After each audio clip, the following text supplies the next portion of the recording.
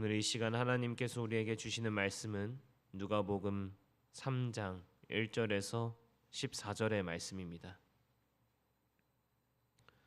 누가복음 3장 1절에서 14절의 말씀. 우리 이 시간 하나님의 말씀을 교독하겠습니다. 제가 먼저 읽겠습니다. 디베rio 황제가 통치한 지 15해 곧 본디오 빌라도가 유대의 총독으로 헤롯이 갈릴리의 분봉왕으로 그 동생 빌립이 이두레와 드라고닛 지방의 분봉왕으로 루사니아가 아빌레네의 분봉왕으로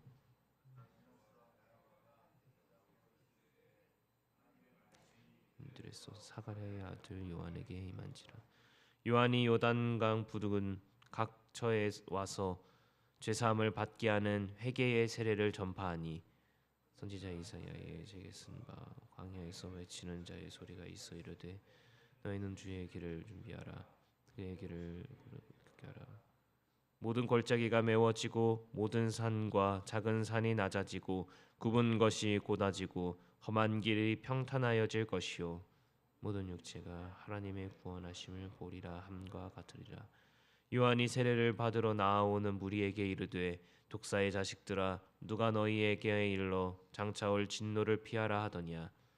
그러므로 회개에 없다운 열매를 맺고 일구로 아브라함이 우리 조상이라 말하지 말라. 내가 너희에게 이르노니 하나님이 능히 이 돌들로도 아브라함의 자손이 되게 하시리라. 이미 도끼가 나무 뿌리에 놓였으니 좋은 열매 맺지 아니하는 나무마다 찍혀 불에 던져지리라. 우리가 물어 이르되 그러면 우리가 무엇을 하리까? 대답하여 이르되 옷 2벌 있는 자는 옷 없는 자에게 나눠줄 것이요 먹을 것이 있는 자도 그렇게 할 것이니라 하고 세례들도 세례를 받고 하여 와서 이르되 선생이여 우리는 무엇을 하리까 하며 이르되 부과된 것 외에는 거두지 말라 하고 군인들도 물러 이르되 우리는 무엇을 하리까 하며 이르되 하나님께서 강탈하지 말며 거짓으로 고발하지 말고 받는 급류를 족한 줄로 알라 하니라. 아멘. 오늘 설교의 주제를 정해보자면 세례 요한의 등장이라고 할 것 같습니다. 그만큼 이 세례 요한이라는 인물이 성경에서 나타나는 어떤 중요도가 매우 높기 때문이죠. 특히 오늘 본문에 대해서 우리가 묵상하며 나아갈 때에 이사야 40장을 함께 보면서 묵상하면 이 묵상의 깊이가 더 깊이 묵상할 수 있을 것이라 생각합니다. 누가는 본문의 말씀에서 세례 요한을 소개하면서 이사야 말씀과 연결하여서 본문의 말씀을 적었습니다. 그러니까 마치 하나님께서 이사야의 말씀을 따라 보냄받은 선지자처럼 지금 이 세례 요한을 소개하고 있다는 것이죠. 그래서 오늘 본문의 말씀은 이사야 40장의 말씀을 가지고 해석할 수도 있고 또 오늘 본문의 말씀을 가지고 이사야 40장을 해석하기도 합니다. 3절의 말씀을 통하여서 소개되는 세례 요한의 사역은 이 선포 사역이었습니다. 그 선포는 하나님의 나라를 담고 있죠. 이 사역은 하나님의 메신저로서 하나님께서 이루실 일들을 소개하는 사역이었습니다. 구약의 선지자들이 전하였던 핵심적인 이 메시지들은 항상 회개를 기준으로 하고 있었습니다. 구약의 선지자들이 전하는 회개의 개념은 이스라엘 백성들이 회개로 하나님께로 돌아오라는 그런 선포이자 또 긴급한 촉구였죠. 하나님께로 다시 돌아와서 하나님의 말씀에 순종하는 삶을 살아갈 것을 호소하는 것이었습니다. 세례 요한은 구약의 선지자들과 마찬가지로 선지자로서 하나님의 나라가 가까이 왔음을 이제 왔음을 외치면서 하나님께로 돌아와 회개로 그리고 다시 하나님의 말씀에 대한 순종으로 나아갈 것을 많은 사람들에게 전하고 있습니다. 1절과 2절의 말씀은 당시 시대를 이끌어가는 실세들을 소개하면서 시작합니다. 제가 읽겠습니다. 디베rio 황제가 통치한 지 15해 곧 본디오 빌라도가 유대의 총독으로 헤롯이 갈릴리의 분봉왕으로 그 동생 빌립이 이두레와 드라고니 지방의 분봉왕으로 루사니아가 아빌레네의 분봉왕으로 안나스와 가야바가 대제사장으로 있을 때에 하나님의 말씀이 빈들에서 사가랴의 아들 요한에게 임한지라. 아멘. 누가는 세례 요한을 소개하기 전에 왜 세상의 지도자들을 나열했을까요? 이 세례 요한이 나타났을 때 당시에 어떤 역사적인 시기를 이야기한다고 이해할 수도 있지만 그 뒤에 이어지는 세례 요한의 모습을 보면 더 중요한 의미가 숨겨져 있다는 것을 우리는 확인해 볼 수 있습니다. 세상의 지도자들이 있을 때에 하나님의 말씀은 어떤 대제사장이나 화려해 보이는 어떤 지도자들에게 임한 것이 아니라 이 빈들은 광야와 같은 곳입니다. 이 광야와 같은 곳에 있는 세례 요한에게 임했다고 이야기하고 있습니다. 이 모습은 마치 화려한 지도자들과는 반대되는 모습처럼 나타나고 있죠. 이사야는 이러한 세례 요한을 광야에 외치는 소리라고 소개하고 있습니다. 광야에 외치는 소리는 하나님께서 이루실 구원을 품은 외침이었습니다. 광야는 성경에서 하나님을 만나는 아주 중요한 장소로 여겨지죠. 사람들과의 관계가 끊어져 있고 또 어떠한 소리도 들리지 않는 그곳에서 성경에서는 사람들이 하나님을 만나는 아주 중요한 장소로 표현되고 있습니다. 자세히 보면은 하나님께서 선택한 사람은 그 당시 어떤 유명한 정교자도 아니라 광야와 같은 곳에서 하나님의 말씀을 온전히 듣는 자에게 임하는 모습을 우리는 확인해 볼 수 있습니다. 성경은 세례 요한을 광야에 외치는 소리라고 말하는데 이 외침은 세례 요한이 선지자라는 것을 생각해 보면 하나님의 외침이라고 우리들이 이해할 수 있습니다. 하나님은 지금 이스라엘 백성들에게 회개를 선포하고 자신에게 돌아올 것을 외치고 있습니다. 이 외침에는 긍휼과 은혜가 포함되어 있는 외침이었죠. 그래서 요한은 물로 깨끗하게 하고 정결하게 하는 세례를 베풀면서 이 세례가 우리 모두가 하나님의 백성이 되었다라는 것을 알게 하는 정결 예식으로서 하나님께로 돌아오고 또 다시 하나님께 속한 자로 살아가야 된다라는 것을 가르치고 있습니다. 구약에서부터 하나님이 선지자들을 통하여서 세상을 향해 전했던 외침은 세상을 향한 긍휼이었습니다. 이 시간 저와 우리 성도님들 모두가 소망해야 할 것은 이 외침이 우리의 외침이 되어야 한다는 것입니다. 하나님을 온전히 믿지 않는 사람들과 아직 예수님을 모르는 사람들에게 이 긍휼한 마음을 가질 수 있는 우리들의 결단이 필요합니다. 그리고 우리가 외치는 모든 복음과 또 결단의 메시지를 통하여서 하나님이 일하실 모든 일들을 기도하며 나아갈 수 있어야 합니다. 세례 요한이 전하는 긍휼의 마음은 하나님을 따르지 못하는 영혼들을 위한 긍휼이었습니다. 그 긍휼을 따르는 자의 삶은 인생의 목표가 바뀌어지는 긍휼이죠. 광야에 서 있는 세례 요한의 삶처럼 하나님께서 주시는 긍휼을 맛보는 자가 그 긍휼을 전하는 삶을 살아갈 수 있습니다. 이후의 말씀에서 나타나는 세례 요한의 모습은 형식적인 신앙의 모습을 부수고 또 성령의 온전한 열매를 맺어야 한다라는 것을 가르치고 있습니다.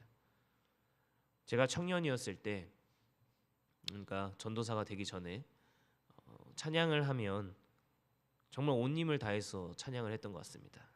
화려한 음악과 그리고 화려한 조명 안에서 찬양을 하다 보면 심장이 막 두근두근 거렸던 그런 기억들이 아직도 있는데요. 말씀을 들을 때도 온 힘을 다하여서 들었던 것 같습니다. 저녁에 예배가 있으면 항상 낮잠을 자고 예배를 드리러 가고 또 커피를 많이 마시기도 하고 또 자면 안 되니까 얼음을 불고 예배를 드린 적도 있었던 그 기억들이 있습니다. 그런데 참 이상한 일들이 있었습니다. 그렇게 열심을 다하여서 찬양하고 말씀을 듣고 또 예배를 위하여서 몸부림쳤던 그 기억들이 있는데 이상하게 집에만 들어가면 너무 공허한 겁니다. 우리들의 삶 가운데서 우리의 행동과 어떤 말들에는 언제나 열매를 맺기 마련이죠. 그런데 이상하게 제가 예배를 드리고 난 다음에 집에 돌아가서 제 삶에 맺혀지는 열매를 보면 언제나 허무와 공허가 맺어져 있었습니다. 그러한 저의 삶 가운데에서 세례 요한이 전했던 이 말씀은 저에게 주는 아주 중요한 일침과 같았습니다. 우리의 결단은 우리의 신앙은 어떤 열매를 맺기 마련인데 저에게 나타나는 이 허무와 공허의 열매를 볼 때마다 언제나 의문점이 들었었는데 이 말씀을 보면서 저의 예배와 또 저의 결단과 말씀을 향한 저의 자세가 잘못되어 있었다라는 것을 깨달았습니다. 왜냐하면은 이 결단과 하나님의 말씀 앞에서 듣고 배우는 것에만 집중하고, 또 저의 마음속 안의 기준은 더 잘 배우고 더 많이 찬양해서 더 하나님 앞에서 또 사람들 앞에서 돋보이는 삶을 원했기 때문입니다. 근데 제가 이 말씀을 보면서 느껴진 것은, 말씀은, 그리고 결단은, 그리고 신앙의 삶은 제가 무언가를 배워서 더 드러나는 것이 아니라 제가 배워서 이웃과 또 그 말씀대로 살아가는 것을 향하여서 나아가고 몸부림치는 것이었습니다. 세례 요한은 하나님께서 요구하시는 회개에 대해서 이웃 사랑을 실천할 것을 이어서 이야기하죠. 가진 옷을 옷 가지지 아니한 자에게 나누어 주라고 이야기하면서 말이죠. 제가 그때 가지고 있었던 예배의 개념은 배움에 머물러 있었습니다. 하지만 예배는 실천과 함께 갈 수 있어야 합니다.